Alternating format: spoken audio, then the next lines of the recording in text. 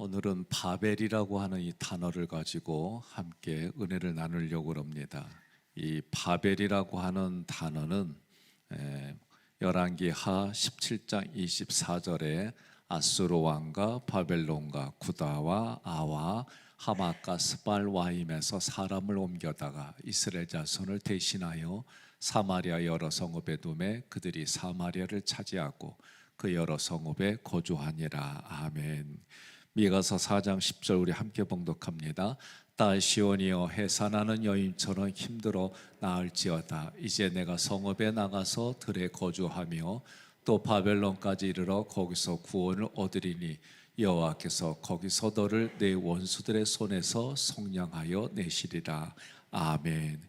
이 바벨이라고 하는 것은 발랄이라는 단어에서 유래했어요. 이 발랄이라는 단어는 섞다, 혼합하다, 혼돈하다, 더하다 이런 뜻이 있습니다. 그러면 퍼붓다라고 할 때에 뭘 퍼붓냐? 뭐 욕설을 퍼붓다 뭐 이렇게 할 때 우리가 그런 단어를 쓰기도 하는데 세상에 갖가지 좋은 것들을 무조건 퍼붓는다라고 할 때 이 단어가 쓰이는 거예요. 두 번째로는 그렇게 좋은 것은 다 퍼부었어요. 그러니까 어떤 모습이에요? 뒤죽박죽 섞여 있는 거예요. 그래서 다양한 것이 혼재되고 있어요. 한마디로 말하면 분간이 되지 않는 모습입니다.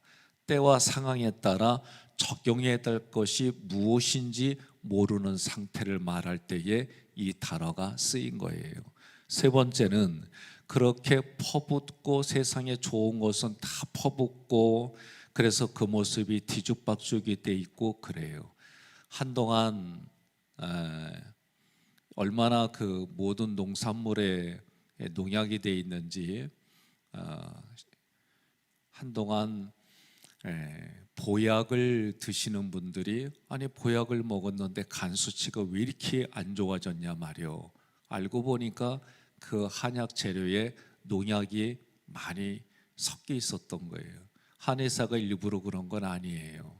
그 정도로 아니 우리는 분명히 좋은 걸로 먹었는데 그 결과가 그런 경우도 있더라. 그런데 가만히 생각해 보니까 이 단어가 생각이 나는 거예요.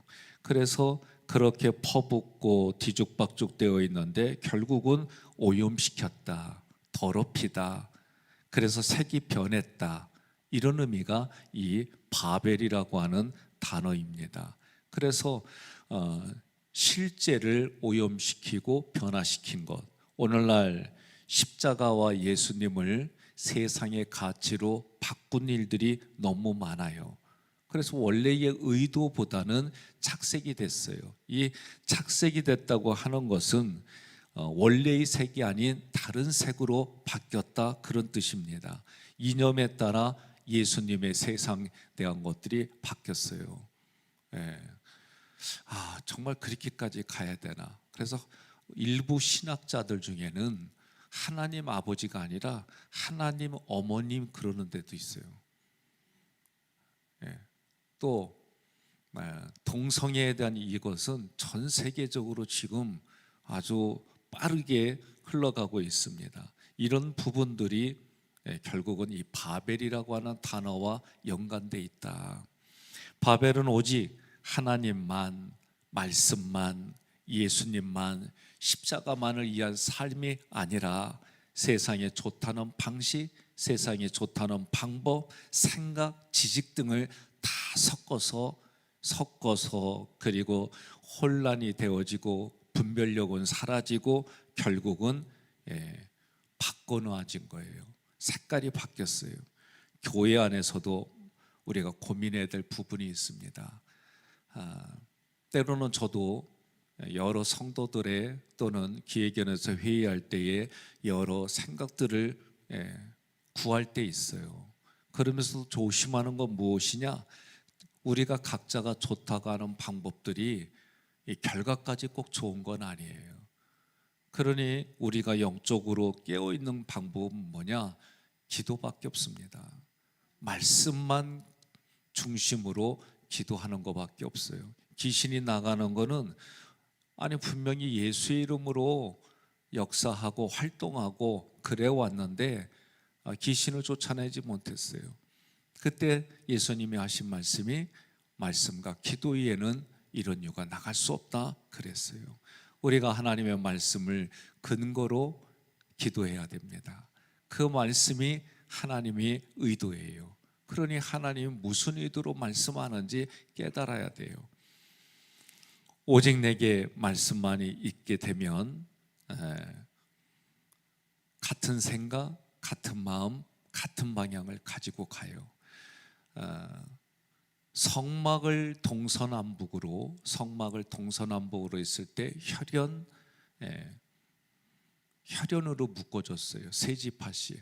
그러면 그게 무슨 이유 때문에 그러느냐? 성령은 하나 되게 해요. 그러나 마귀는 나눕니다. 그러니 바벨이라고 하는 것을 히브리어로 파자하면 집집마다 막대기가 2개가 있다 그렇게 나와요. 그러면 막대기라고 하는 것은 무엇을 말하냐면은 지도를 말해요. 인도를 말해요. 그러니 하나를 가지고 지도하고 하나를 가지고 인도해야 되는데 2 이상이 있다는 거예요. 그러면 결국은 어떻게 돼요? 싸우게 돼요. 그래서 사공이 많으면 바다로 가는 게 아니라 산으로 간다고 하는 말이 그래서 나온 거예요. 오직 한 가지 방식, 한 가지 방법만 있는데 이것은 말씀이더라. 그러니 하나님의 말씀이 한 가지로 함께 가는데 오늘 창세기 11장 9절 우리가 함께 봉독합니다. 그러므로 그 이름을 바벨이라 하니 이는 여호와께서 거기서 온 땅의 언어를 혼잡하게 하셨음이니라. 여호와께서 거기서 그들을 온 지면에 흩으셨더라. 아멘. 언어가 달라졌어요. 결국 그 얘기는 같은 생각, 끼리끼리 그렇게 나누어졌다는 거예요. 요한계시록 18장 2절에서도 바벨론이 무너졌다 그랬어요.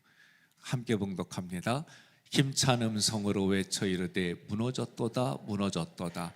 큰 성 바벨론이여 귀신의 처소와 각종 더러운 영이 모이는 곳과 각종 더럽고 가증한 새들이 모이는 곳이 되었도다.